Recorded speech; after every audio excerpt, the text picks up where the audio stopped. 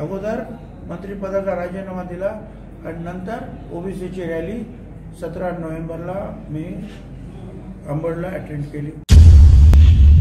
मंत्रिपद, मुख्यमंत्रीपद, खासदारकी कशाचीही अपेक्षा मला नाही।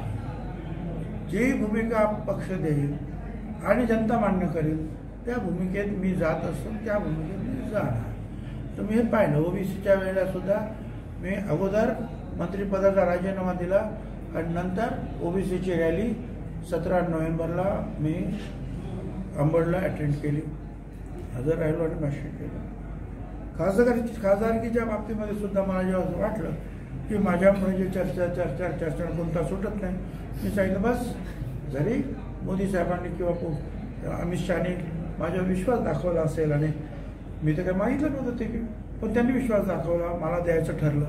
पण आता जर काही अडचणी असतील ह्या 3 पार्टीजमध्ये तर मी दूर होतो, मी उभा राहत नाही, लवकर निर्णय घ्या सांगितलं। तर तसं काही मला काय पाहिजे आणि मी तिथे बसणारच आणि नाहीतर मी काय उपोषण करीन या अमुक असलं काहीही नाही।